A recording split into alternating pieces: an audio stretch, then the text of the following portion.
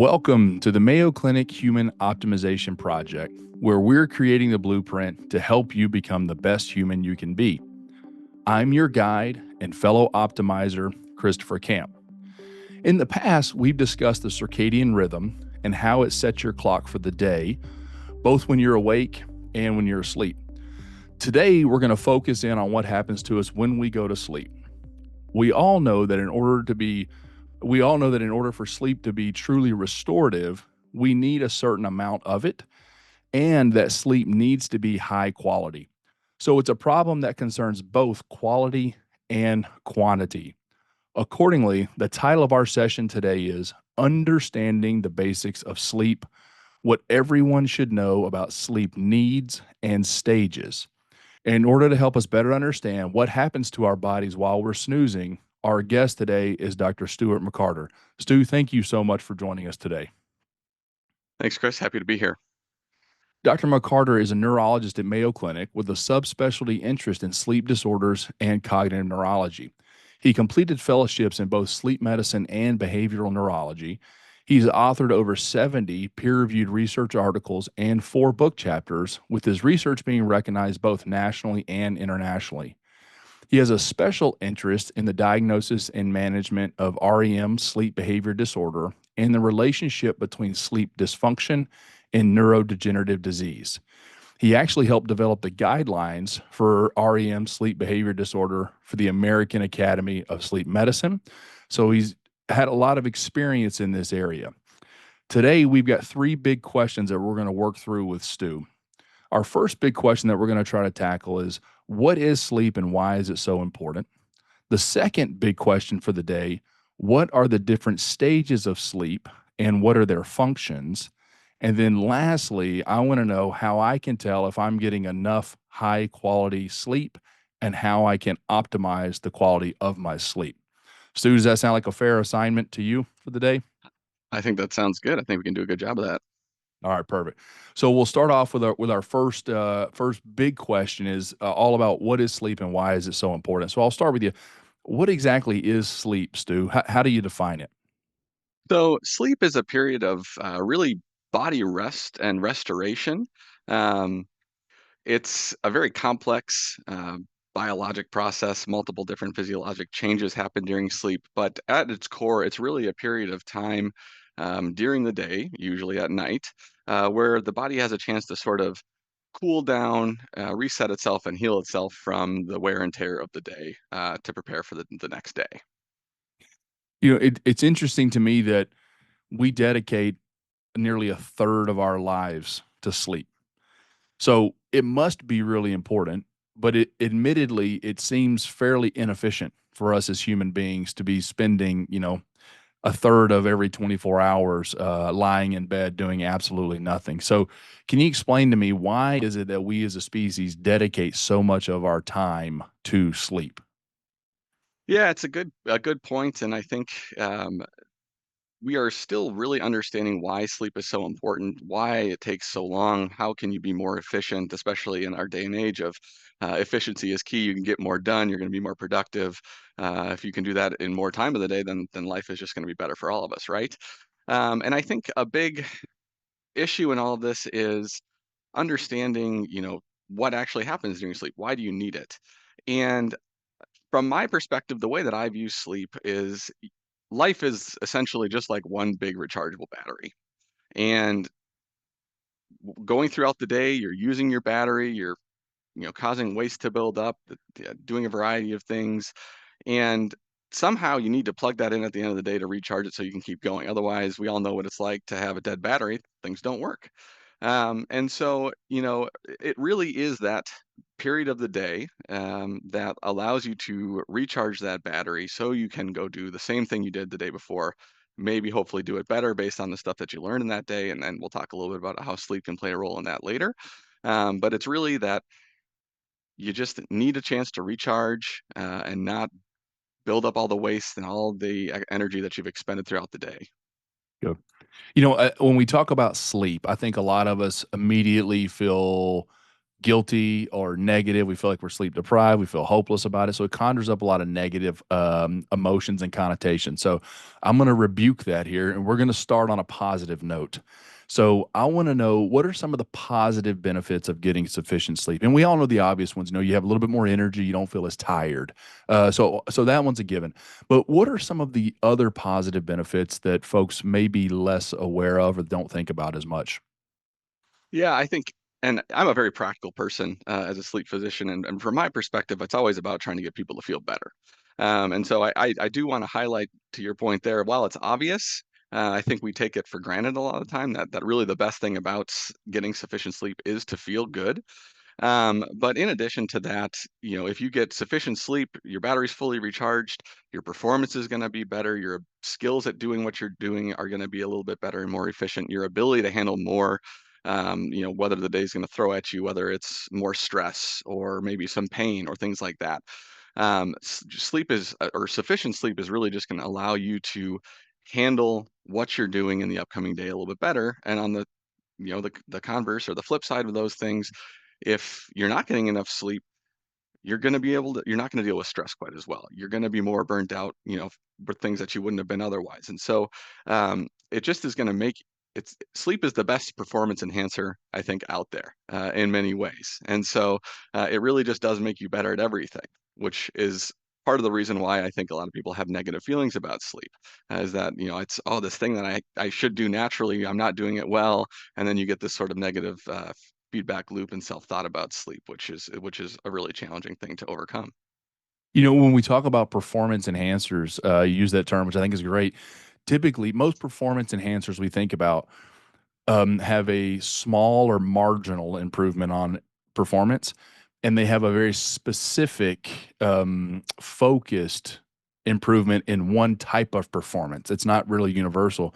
Sleep is not really that way. It's actually a massive impact on every area of performance, which is different from really every other performance enhancing substance that we think about. So I agree with you completely. I think sleep, it affects your mood, your energy level, your nutrition, your ability to exercise, your interpersonal relationships, your emotional regulation, all of these things that work together. And then I think they have that positive synergy with one another where, success in one area begets success in another. And hopefully can start a positive sort of flywheel for folks. All right. Couldn't agree more. Now let's flip it to the negative side. So let's talk about some of the consequences of not getting enough sleep. And I think when we do this, it may be helpful to break it up in short term and long term. So maybe short term meaning, what am I going to feel tomorrow if I don't get enough sleep tonight? So let's start with that. The biggest thing, or the biggest negative about not getting enough sleep in the short term is really your ability to do what you need to do the next day. If you're not getting enough sleep, you're going to be more inefficient. You're going to be more inattentive. Your brain is just functioning a little bit slower. You're not going to be able to multitask as well. That's going to make you feel more forgetful. And all of those things are going to kind of potentially compound other errors or other areas of your life that you maybe are feeling you're not doing quite as well. And so, really, from a short-term perspective, there's the element of not feeling refreshed and just kind of dragging. But really, the bigger concern is your performance does decline. And I think the most interesting thing about sleep is that we're actually very poor judges of our errors. And there have been studies that have shown if you sleep deprive somebody, their subjective report on how they're doing on a test of performance vigilance, so basically their ability to sustain attention, their performance objectively declines, but subjectively they feel they've been performing at the same rate the whole time. So it has a lot of very important negative outcomes, even just with one day. Yeah, so we are talking about short term here. So everything you're talking about is even just one night of poor sleep. Is that true?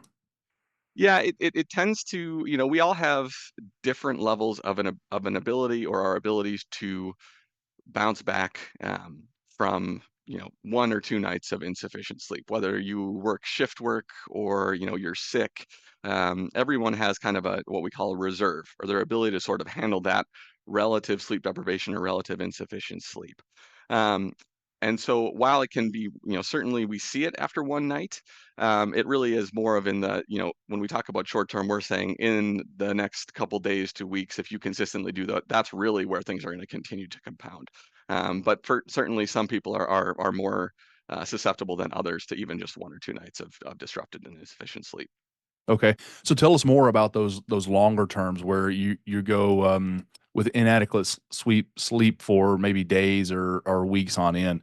What are some of the longer term consequences we see for folks in that situation? Yeah, and the one thing I do want to highlight is a lot of our data on insufficient sleep is association data. So these are, people have reported not sleeping or they did some objective measurement of sleep for a week. And then, you look long term and say, oh, these people are more likely to have X, Y, and Z things. So it doesn't always necessarily implicate lack of sleep as causal. That being said, there are several, kind of chronic sleep deprivation studies out there lasting for a week or two or three that also show negative associations too. But I do think it is important to highlight that when we're making some of these associations, you know, it, the data is there and it is what it is, but it doesn't always necessarily imply that the sleep is the direct cause. Mhm. But since sleep is maybe something that we can modify in some cases, it's an important thing to at least consider in all these things. All that being said, we know that chronically insufficient sleep really kind of affects things across the board. And I think a lot of people, and there's a lot of awareness about this, but there is an association with an increased risk of cognitive impairment or dementia with chronically insufficient sleep. And we, generally speaking, say that's about on average less than 6 hours. Um, Conversely, I will say if you get too much sleep, so there's seeming to be a curve that's normal. So somewhere between 6 and 9 is sort of the sweet spot for all of us, or 6 and 9 hours is the sweet spot for all of us. But um, so too little sleep is bad for the brain in terms of memory and thinking in the long term, and too much sleep. And that's really one of those questions of, is that causal or is that the actual process of, Alzheimer's disease being very early, and that's how the brain changes early. We're still trying to sort that part out. But from a cognitive perspective, insufficient sleep is associated with a higher risk of cognitive impairment and dementia in the future. From a metabolic perspective, there's an increased risk of metabolic syndrome, type 2 diabetes, as whenever you get chronically insufficient sleep, you essentially don't metabolize things as efficiently or in different ways as you used to, use fat differently. And so that can increase your risk of weight gain and obesity. Similarly, increase your risk of coronary artery disease, stroke, high blood pressure, cardiac arrhythmias. And this is thought because essentially when you're not getting enough sleep, you have too much of a elevated sympathetic drive. And that leads to kind of stress on the whole system. You can have an increased risk of mood disorders, with chronically insufficient sleep, as well as immune dysfunction. So really across the board, insufficient sleep is linked to, you know, dysfunction across essentially every body system And it imaginable. and it's an interesting leap. I mean, that's a big leap too from going, we're talking about a few days of sleep deprivation where you're not feeling well, you're not performing well, you have those short-term issues. The long-term consequences took a pretty dramatic turn there. You're talking about heart disease, diabetes, hypertension, cancer, like real, serious medical issues, neurocognitive disorders, mood disorders. So pretty clearly, it's very impactful. And it was a great point that you made about, correlation versus causation with this. I imagine for you as a sleep researcher, it's probably pretty difficult to study sleep deprivation in isolation because you can't control for all the other variables. I would imagine when somebody is sleep deprived, it would be very difficult to also control for their diet, their exercise, their mood, their interpersonal relationships, all of those other things because so many things are affected by it. So I know that that's got to be a really challenging thing to study. Is that true? Yeah, absolutely. And I think that it's something that you essentially can't do in the real world. You can kind of take uh, people's data from real world, but you just can't control for these things. The only real way to do it is bring people in the hospital or in a research lab and just essentially lock them up for, a couple weeks at a time and try to control these things as best you can, which is obviously artificial in itself. Hmm. Right. But it requires a huge amount of resources to do those things. And there certainly are studies out there. They're excellent. They have great data, but they are really hard to do. Hmm. Great. Well, we appreciate your efforts. Keep it going. Keep it going. Let's transition into sort of our second phase here. We're going to talk about the different stages of sleep and what their functions are. So a lot of people have probably heard these terms: light sleep, deep sleep, REM sleep, non-REM sleep. Can you help us get all of that organized to understand what are the actual different stages of sleep? Yeah, absolutely. This is I think a complicated um, thing without, just for the lay public, you need some in-depth understanding of neurophysiology to really understand what's going on in these sleep stages. But basically, we break down life in general into being awake and then two stages of sleep. One is non-REM sleep or non-rapid eye movement sleep, and the other is REM sleep or rapid eye movement sleep. And you might imagine that rapid eye movement sleep means that someone has rapid eye movements. So their eyes are, when we look at them on sleep studies, and you can actually even see them if you're watching someone closely, you can see their eyes flicking back underneath their eyelids or twitching, or you may see, if you have dog, everyone has maybe seen their dog sort of and their eyes twitching back and forth. That's REM sleep. It's just rapid eye movement sleep. And if so, you have REM sleep and non-REM sleep. REM sleep is one stage, whereas non-REM sleep is actually broken down into three different stages. And there's stage one, stage two, and stage three. And the way that you essentially would think about it is stage one would be the lightest stage of sleep, and then you get deeper as you go down to stage two, and then stage three, which is actually the deepest stage of sleep, quote unquote. And then REM sleep is actually, from a metabolism and brain activity perspective, is actually as close to wakefulness as you can be. But we're essentially just, our bodies are paralyzed except for our breathing muscles and our eye muscles, so that we're not actually doing what we're dreaming of, because most of the dreaming occurs during REM sleep.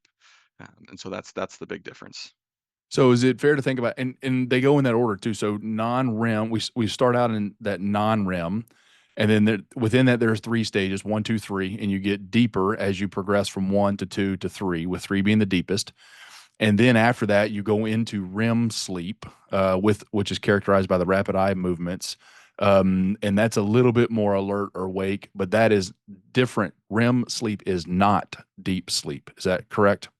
Correct. Yes, you're Yeah. absolutely correct. Okay. And I think the easiest way to think of it is as you're kind of just stepping down into deep sleep as you fall asleep, and then you kind of get right below the surface of sleep with REM sleep, in a theoretical sense. You're definitely still, deeply asleep. It's hard to awake people from REM sleep, not as hard as it is from deep sleep. But yes, you're exactly correct. Okay.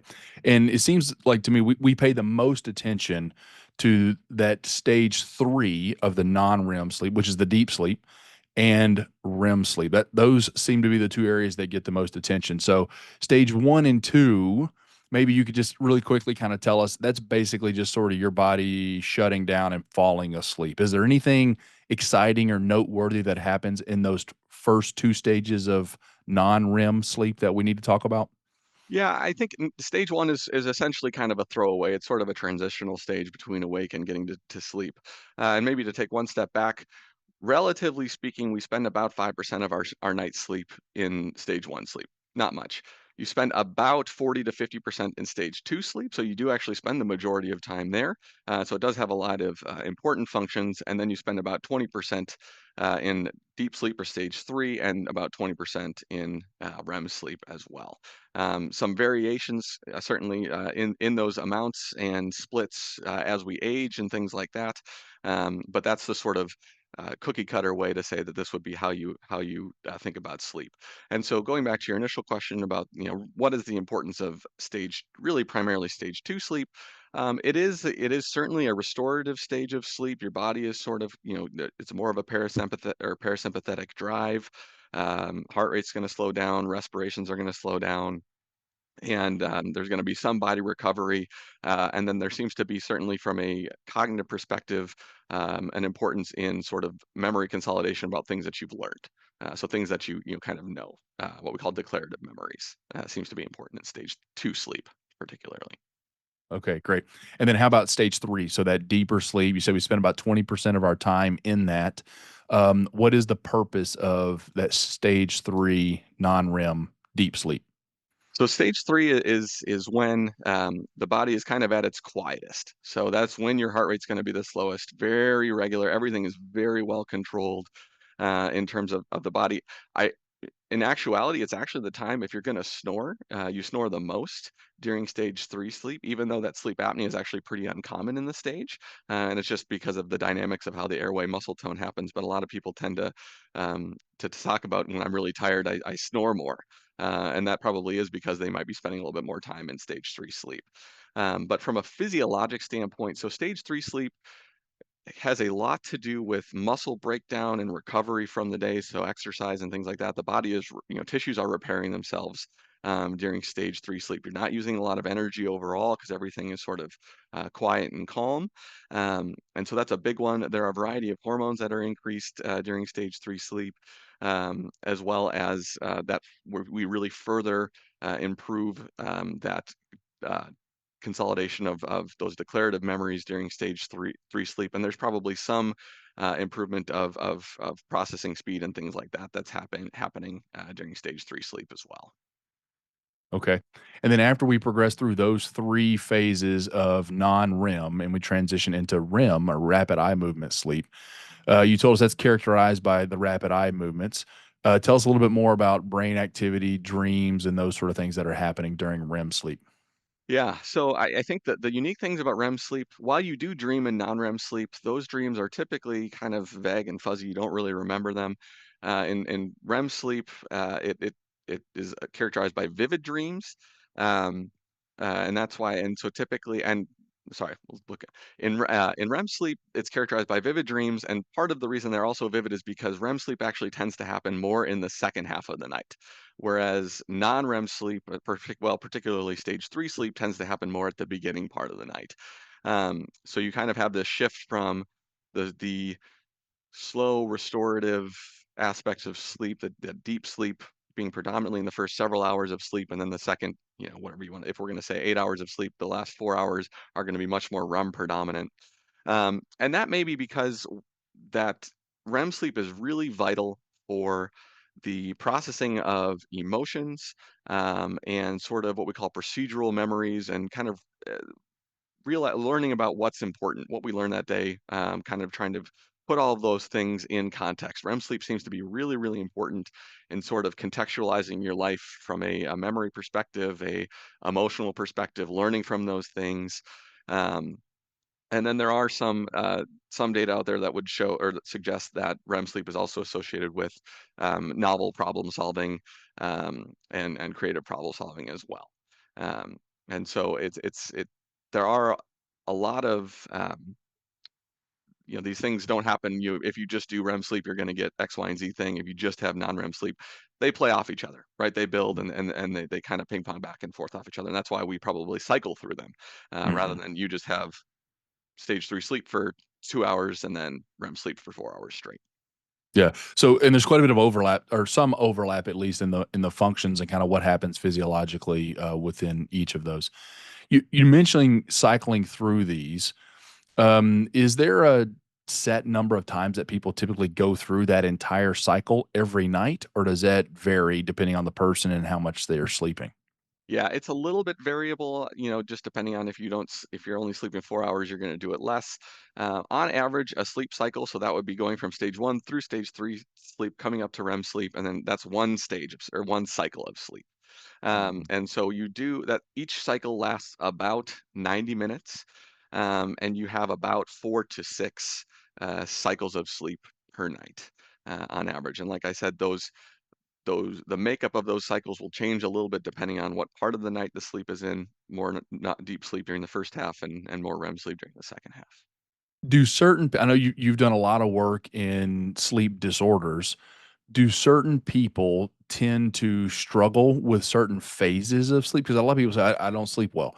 Um, I would imagine we can and should be a little more specific about that. How do you approach that in your practice in as it relates to the sleep cycle? It really harkens down to sleep is affected by everything. So like sleep affects everything, unfortunately everything also affects sleep. That's, are you under stress? Maybe have you had some, recent emotional stress or things like that? What are you doing during the day? Are you drinking a lot of coffee, a lot of caffeine? Do you take medications?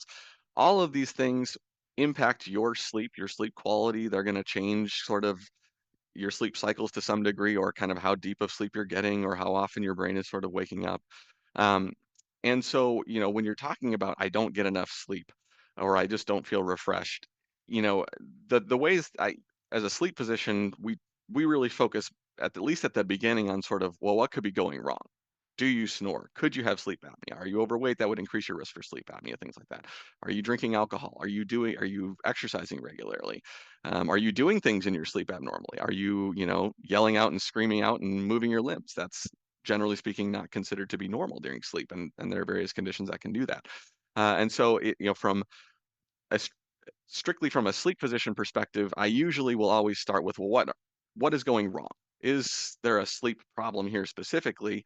And we kind of walk down that route. And then once you sort of have said, well, you don't have sleep apnea or you don't have X, Y, and Z disorder of sleep, then we need to start thinking about, all right, well, then what is it that you're maybe doing that could be potentially impacting your sleep? And I think everyone takes sleep for granted until you don't sleep well. And you sort of will do what you're going to do, whether it's I'm going to do a 72-hour bender where I'm awake studying for this final exam, and then I'm going to crash, or maybe I love Diet Coke, and so I drink 8 Diet Cokes a day. And you just, those are things that we just do these things, and a lot of the time it's not a problem until it is. And so then you have to kind of go back through and say, well, what are you doing? Really, usually during the day, because that really sets us up for how we're going to sleep, as sort of where we then have to focus our efforts on. Great. And speaking of what we do during the day, you mentioned caffeine, you mentioned napping. How does sleep cycling in stages work with napping? And we've talked on here about how there's sort of a sweet spot of timing of napping when you do it, but also how long you nap, and that often that getting less than 20 to 30 minutes right around there can be ideal, but if you get a little bit longer than that, it can be really challenging to wake up from. Is that related to the stages of sleep? And if so, how? Yeah, exactly. It's a great question. So if you just look at napping specifically, like we talked about, these sleep cycles are about 90 minutes, and it's harder to wake up from some stages more than others. Particularly if you wake up from stage 3 sleep, you feel horrible. You're groggy. You just feel like I got hit by a bus, and you're like, feel worse after this nap than I did before I napped. And that's usually why we say less than 20, 30 minutes for a nap, because you're really not going to get into stage 3 sleep at that point in time. And so that's really where that kind of um, guidance comes from, is because it really does. There are certainly, you can get some benefits in sort of performance and cognition if you get into stage 3 sleep during a nap. There is some data to support that, but you kind of have to then start timing it correctly so you're not waking up out of stage 3 sleep, because it can kind of throw things off even further. And then to your question about how do naps affect nighttime sleep, it mostly depends on when you're napping. If you nap later in the day or for longer, your nighttime sleep is definitely going to be affected. And that's primarily because sleep does need a certain amount of pressure. It's kind of like you got to build up your sleep pressure throughout the day. Napping removes that pressure. And so then all of a sudden, when you're going to sleep at 9, 10 p.m., there's not as much pressure. You're not going to be as sleepy. And so it's going to take you longer to fall asleep. Or if you do fall asleep, that pressure to keep you in that deeper stage of sleep is just not going to be there. And you're going to be more up and down. And you're going to feel that like your sleep is not as good. And that's probably going to be supported by objective data if you were to test it. And how does this change for us as an individual over time? The, we hear about people talking about teenagers need to sleep more. Older people often struggle with sleep a little bit more. So, what is happening in the sleep cycle that, or how does it change as we age? Yeah, so the biggest things as you age, and part of this is also because you get more medical problems as you get older and you start taking more medications and things like that. But physiologically, you have less deep sleep as you get older.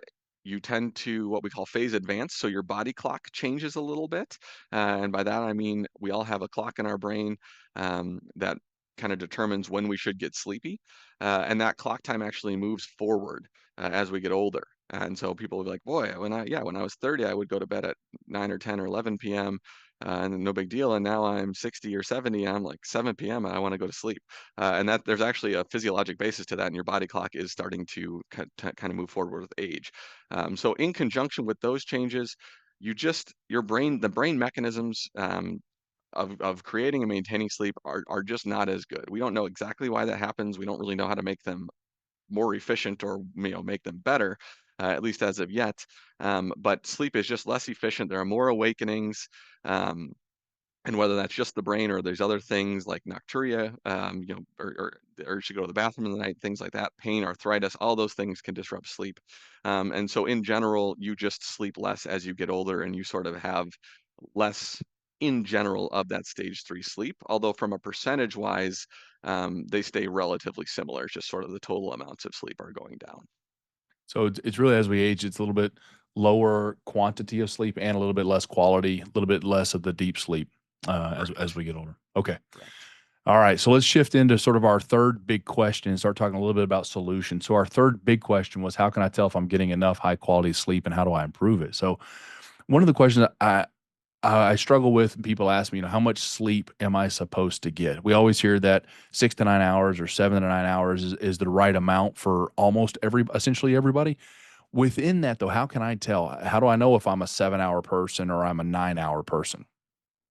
Yeah, it's a good question. And I think that, as we move towards sort of individualized, personalized medicine, that trying to figure out someone's ideal sleep time is hugely important, and it's challenging.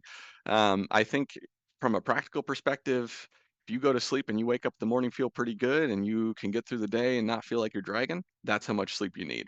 And I think it is important. We say 7 to 8 hours on average is what everybody needs. Like we've talked about already, there's a sort of sweet spot between 6 and 9 hours, depending on the person. There are people out there that just need less sleep. They function well on 4 to 5 hours, and that's probably genetic. Um, and so I usually look at from judging how much someone is getting. Um, if you feel good, you're getting through the day well, you're doing everything that you need to do, that's the right amount of sleep for you. I think it's really as simple as that. And how common is it for, because I know there's a lot of people out there that think, oh, I only need 4 or 5 hours of sleep. But I wonder if some of that is denial. I think we struggle with really being honest with ourselves because we want that to be the answer. So, how common is it for people, or what percentage of people only need 4 to 5 hours of sleep a night to not have any sort of impairment or dysfunction? That's a good question. I don't know of true prevalence data on that information, but I would suspect it's certainly probably less than 5 or 10% of the Yeah. population is truly, you know, I need this amount of sleep. I need 4 or 5 hours to do really well. And I agree. I think that we say we do okay, but then we sort of will, compensate with my 4 or 5 cups of coffee in the morning and maybe a Red Bull or a couple Diet Cokes in the afternoon.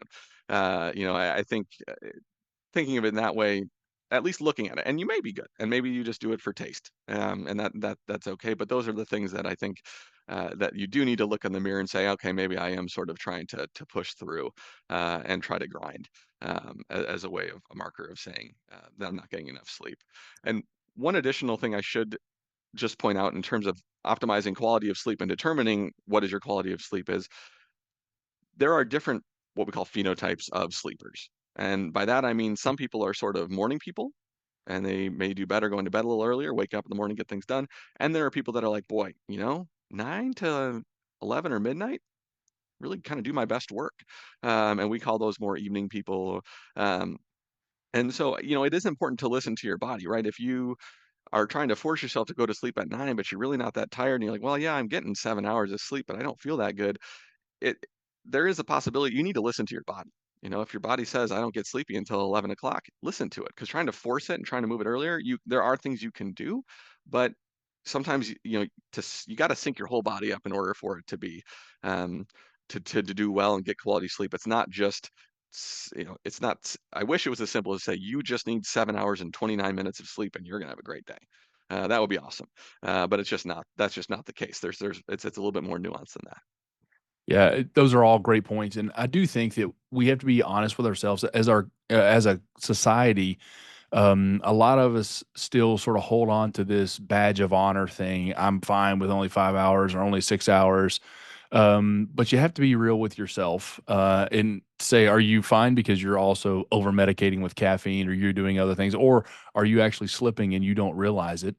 Similar to that, I also think there's in a lot of areas of our society, there's this, the early bird gets the worm, and I wake up at 4 o'clock, 4:30, ability to sort of brag about that, and wearing that as a badge of honor too. And so I think that those are a couple of things that you have to ask yourself if those are at play when you're trying to really assess what your optimal circadian rhythm is and your optimal amount of sleep. You need to try to eliminate those. Now, obviously, we live in a society that requires us to get up and get moving and be at work or school or whatever at certain times. So you have to consider that, but try not to let those external stereotypes or other pressures weigh in too much. One of the questions I have for you, Stu, is about assessing quality of sleep. Now, there's all sorts of different devices out there, watches and wearables and mattress covers and all sorts of things and different sleep trackers. Are these things necessary for me to be able to accurately assess the quality of my sleep? It's a complicated question. And I think it depends on who you ask. There are certainly believers in these technologies. From my perspective, again, my biggest issue with sleep wearables and technologies and these mattresses is it has the potential to kind of act uh, as almost a negative in regards to sleep perception, and really sleep perception is a huge thing. So an example would be, let's say you go to sleep, you sleep 7 hours, you look at your wearable, and you feel pretty good in the morning. Like, I slept good, had a good day. You look at your wearable and it gives you, a 60% on your sleep quality, and you didn't, you only got 10 minutes of REM sleep. So you're gonna start feeling bad, and you're gonna start looking into, well, oh, well, I need REM sleep. That's really important. They said that, it's gonna be important for my memory and things like that. How do I do that? And then you start obsessing over it. And we actually call that orthosomnia, where these wearables sort of cause a sleep disorder when there was none because you're so focused on numbers and data. And I think it's important to note that, you know, while a lot of these have pretty good um, abilities to, identify sleep stages, and they're all doing it through physiologic changes. So they're not actually looking at brainwaves. So they don't actually know what sleep stages are, or what they're assessing, and they're not tested in people with various sleep disorders or other things. So it's really, taking all that data with caveats. Um, I think I'm okay if people use them, but when it becomes a problem, then I say, you need to get rid of it, because there's people that just become so obsessed with the numbers. I'll have people come out with printouts of, look at my last 8 weeks of all this data, and there are these nights, and I'm like, well, do you feel better one way or the other? Like, not really. I'm like, then it's not important. This data is not relevant to you. So I think from a broad strokes, they're okay, but I don't put a whole lot of um, a sway in them. I've had many people that have come to me that say, "Oh, my tracker, my Fitbit, or my Owl, or whatever it is, my Aura Ring says my oxygen goes down to 70% at night," and then we bring them in the sleep lab, and their oxygen is totally normal the entire night. And so I think everything has a place, but I generally do not believe that you need any of these wearables to really determine, are you getting good quality sleep, yes or no. Good. And one of the things I like to think about and tell folks is that I think that these things are tools, but they are not the goal in and of themselves. So the goal, and actually the goal is not just sleep. The goal is to feel better and to be productive while you're awake. One of the ways of doing that is optimizing your sleep. One of the ways you could potentially measure that is with a sleep tracker, but it is a tool. Maximizing your score on your sleep tracker is not necessarily the goal. It is a tool that might help you measure that and make some forward progress. So don't look at it as the end all be all. It's not a video game that you're playing to try to run up the high score. What you're trying to do is feel better and live your life in a productive and effective way to accomplish the things that you want to be accomplishing. Absolutely. Well, so maybe, and I know this is could be a complete session in and of itself, but I'd love to hear some of your top tips on how we can improve sleep quality. Ultimately, that's the goal. That's what we want to do here in order to help us feel good while we're awake. So, what are maybe list off some of the most common things that you find yourself recommending to patients? Top tips on how to improve overall sleep quality. Yeah, it's a good question. It's $1 million question, and I think that really the ways to get better quality of sleep are easy, but they're hard to implement. And so I think that the biggest one that I see, I should say, I think that the number one thing you can do to improve your sleep quality is really to listen to your body. When do you get sleepy? When are you tired? and kind of have that as sort of your goal bedtime, but then sticking to that schedule. So trying to keep a relatively consistent bedtime and a relatively consistent wake time. So this means, you're not going to bed at 9 p.m. one night, 1 a.m. the next night, 11 p.m. the next night, and then I'm waking up at 7 a.m. and 11 a.m., that kind of stuff. When you do that sort of thing, your circadian rhythm is not going to be regular. Your body doesn't know what's going on. And it's going to, you're going to be all over the place. So your body loves predictability in many ways. There's certainly challenging yourself and doing things that's obviously well known in terms of training and that kind of stuff. But from a sleep perspective, the body loves predictability. So number one is going to be keeping that regular sleep schedule as much as you can, and keeping in mind your sleep schedule is not the same as your spouse's, your brother, your sister, your mom, or dad's. It's a very individualized thing. So you got to listen to your body. So that's number one. Number two is regular exercise. Generally speaking, that should be done earlier in the day. Doesn't mean you need to, wake up at 4:30 in the morning and kill a workout. It could be, 9, 12, something like that. Some people exercise better later in the day, and that's okay too. There is always just a risk of, if you exercise too close to sleep, that your body is just still a little bit too amped up and it's harder to sleep. So kind of earlier midday exercise regularly. If you can do every day, that's great. 5 days is awesome. More is better from an exercise perspective. So that would be the second one. Um, Number three is going to be avoiding light at night. And this is really hard, especially in today's society with our phones, work emails, all that kind of stuff. We're so connected. Um, Even reading on your phones, that kind of stuff. Light pushes your brain back in terms of wanting to go to sleep. If you want to give yourself the best chance to sleep, you really want to minimize light exposure directly into your retinas, for probably an hour before you go to sleep. And yes, there are these blue, all these different light filters on your phones, your glasses, that kind of stuff. But if you really want to do it, just avoid it. It's not sort of, you kind of got to do it or you don't do it, in my opinion. So that's going to be really big helpful. And then bright light in the morning. So minimizing light at night, bright light in the morning, those sort of serve as anchors to your brain again to say, hey, this is when I sleep, this is when I wake up. And that kind of goes back to keeping that regular sleep schedule. So adding that regular sleep schedule with minimizing light at night, light in the morning, those are going to be really good together. And then I think that the fourth thing is sort of just thinking about, what are you doing in terms of what substances are you using? This could be caffeine, it could be alcohol, other substances. All of those things can impact your sleep and the timing of when you use them. Some impact sleep physiologically, some worsen other sleep disorders like sleep apnea. So it really just keeping in mind, looking into when you're using caffeine, are you drinking alcohol? Because those are the things to try to cut out or use strategically, if you really are wanting to optimize your sleep. And again, how you want to do that is up to you. Everyone has a uh, willingness of what they're willing to sort of give up or not give up to achieve a goal. And as long as you're honest with yourself of what that is, that's okay with me. So I think that's four. Um, and I think those would be the top four that I use. Those are great. And I know, let me ask you real quick on the caffeine, but everybody, metabolizes caffeine at a different rate. It affects us all differently. A lot of that's genetic. But do you sort of have a cutoff time that you recommend for your patients? No caffeine after noon, 2, 4? What do you usually tell them?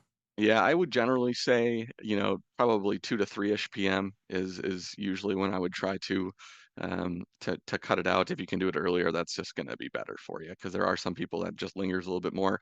There are plenty of people out there that say, you drink, a can of Diet Mountain Dew at 9 PM, go to sleep. And they probably can. It probably still does affect their sleep architecture to some degree. And so, I think that just trying to cut it out if you can is gonna make your sleep quality just better. Yeah, and I am one of those people. I can drink caffeine right before bed and fall asleep. And I thought I was that way until I really started paying attention. I realized that even though I could still fall asleep, it was affecting my quality of sleep. So even if you think you're not affected by it and you can still fall asleep easy, it may be affecting the quality of your sleep. So be careful there. And then lastly, I'm going to clarify on the alcohol piece too. We're more and more evidence that's showing the impact of alcohol on sleep.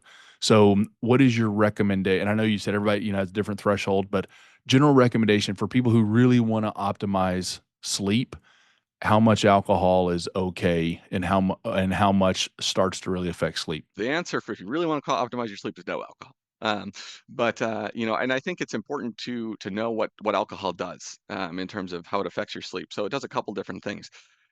everyone says, "Oh yeah," or not everybody, but people will say, "Oh, I take a drink, I can fall asleep easily." And that is true. Alcohol does actually facilitate falling asleep. However, sleep is more fragmented. It affects the sleep architecture, and then more importantly, when alcohol is metabolized, it actually becomes a stimulant. And so you sort of wake up in the later half of the night, and then maybe not fall back asleep, or your sleep is much more disrupted.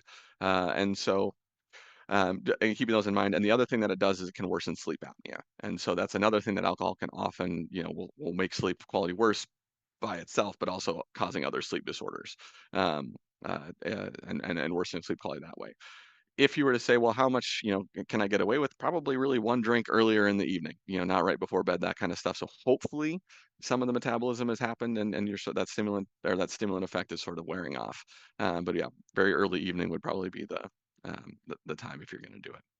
Thanks for clarifying. I know that's hard because everybody's a little bit different, but I think that's helpful for the audience to know some of those facts on the why. So, Stu, thanks so much for walking us through this. There was a lot of great information in this today.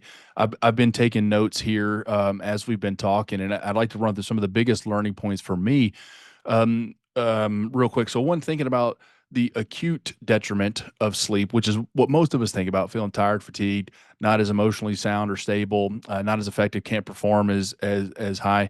But we also talked a lot about the chronic problems that can accumulate with chronic sleep deprivation. Those are pretty serious. So we're talking about neurocognitive disorders, mood disorders, diabetes, obesity, heart disease, cancers, et cetera. So that it is a pretty substantial and significant list. I also like the way you broke it down and took us through the different stages of sleep, with non-REM having stages one, two, three, and then REM sort of being that fourth stage afterwards, and what each of those mean. I also liked your tips on the nap. That's helpful. We talked about keep your naps under 20 or 30 minutes, and I think now we know why. That keeps you in those first two stages of non-REM sleep, keeps you out of the deep sleep, because if you slip into that deep sleep, it may be harder to wake up. And then also we talked about the changes in sleep as we age. So you have less quality of sleep and less quantity of sleep, and our cycle's a little bit fragmented. We get less of that deep sleep. The point we made about sleep trackers, I think, is an important one. That the sleep tracker is the tool to help you accomplish the goal of getting higher quality sleep so you feel better. The sleep tracker in and of itself is not the goal. So I think that's important to keep in mind. And then I really like the list that you gave us of tips on how to optimize our sleep, and I'll recap those real quick. So figure out when your body wants to go to sleep and wake up, and stick to that schedule and do it daily. Get regular exercise, preferably early or midday is the second one. The third one is use light to your advantage. So no light an hour or two before bed, or minimize light an hour or two before bed, and then get bright light early in the morning. And then also be mindful of substances. So cut out the caffeine in the early afternoon, maybe around 2 o'clock or so, and then be aware of the effects of alcohol. Even one drink can have negative effects on you, especially if you do that later at night. So those are my big take homes. And we talked about the three big questions that we had today. So Stu, I'm gonna give you a chance to answer those. You've done it here over the last 45 minutes or so, but I'd like to let you answer each one of them here specifically. So our big question number one: what is sleep, and why is it so important? Yeah. And thanks again for having me, Chris. So sleep is the time for your body to rest and recover. It's a distinct, state of being that we spend a third of our lives in. And you really need it to recharge your batteries. And so, you know, I would say, and you really need it to recharge your batteries. Great. And then what are the different stages of sleep and their functions? So the different stages of sleep are broadly broken down into non-rapid eye movement sleep, or non-REM sleep, and rapid eye movement sleep, or REM sleep. And the non-REM sleep is further broken down into stage one, two, and three, with stage three being quote unquote deep sleep. The big differences are in rapid eye movement sleep. Our brain function is closer to awakening brain activity. Our cardiometabolic activity is more irregular and closer to being awake, but we're paralyzed. Our skeletal muscles are paralyzed, and so we don't act out our dreams, because during REM sleep, dreaming is happening primarily. And REM sleep is important mostly for consolidating procedural memories and emotional regulation. There may be some degree of creative thinking and things like that involved in REM sleep, whereas in non-REM sleep, it's really the restorative portion of sleep. Your tissues are regenerating, You're improving memory to some degree, but that is really the recharging station, or the recharging state of sleep, is those non-REM sleeps with preference towards deep sleep, which is stage 3, and then also intermediate sleep, which is stage 2. Great. Those are great summaries. And then lastly, how can I tell if I'm getting enough high quality sleep? I think the biggest thing is to listen to your body. How do you feel when you wake up in the morning, and how are you doing during the day? If you feel good when you wake up, if you have go through the day without feeling like you're dragging or dozing off or needing to have an extra couple cups of coffee, you're getting good quality sleep. If those things are not happening, then you need to start reevaluating: is there a sleep problem, or is this as simple as behavioral modifications that I'm doing that I can do on my own? Good. We always like to wrap this up with a call to action or a challenge that we have for our audience to kind of take the first step in improving in their sleep. And Stu, I think you set this up really nicely for us. You gave us sort of your top 4 tips on how to improve. Listen to your body, set a consistent schedules. Number one, regular exercise earlier midday. Number two, use light to your advantage. So minimal light at night, bright light in the morning. And then the last one, watch your substances. So no caffeine after 2, easy on the alcohol. So our challenge is that we're going to have folks pick one of those. Is just start with one and commit to it for a week. So do that for a week and really pay attention to how you feel and how it impacts you. Once that becomes easy for you, add in the next one. So just keep doing this in an additive fashion. And as you start to do that, I think you'll see tremendous improvement. So all right, optimizers, there you have it. Dr. Stu McCarter just did an excellent job walking us through this session. Our title for today's session was Understanding the Basics of Sleep, What Everyone Should Know About Sleep Needs and Stages. There was a lot of information in here, but hopefully this will help you lay a foundation for becoming a better sleeper. Stu, thank you so much for taking us through this today. Of course, my pleasure, and thanks again for having me. All right. To our audience, thank you for joining us. As always, remember to live intentionally, consistently better. Keep striving to be the best human you can be and never stop optimizing. Thank you for tuning in to the Mayo Clinic Human Optimization Project. If you enjoyed this session, please subscribe and leave a review so others can find us. If you know anyone else that would benefit from this discussion, please share this episode to join us in our mission to help as many people as possible become the best humans they can be. That's all for today, but we want to hear from you. Email us at optimize@mayo.edu to let us know how you're progressing in your own human optimization journey, and tell us what topics you want to hear about in the future. For more helpful tips and content, be sure to follow us on Instagram, X, and YouTube. This podcast is for informational and educational purposes only and should not be relied upon for medical, professional, or legal advice. Always consult with a qualified professional for any questions. The appearance of any guest does not imply an endorsement of them, their employer, or any entity they represent. The views and opinions expressed by the guests are their own and do not necessarily reflect the views of Mayo Clinic. Reference to any product, service, or entity is for informational purposes only and does not constitute an endorsement or recommendation by Mayo Clinic.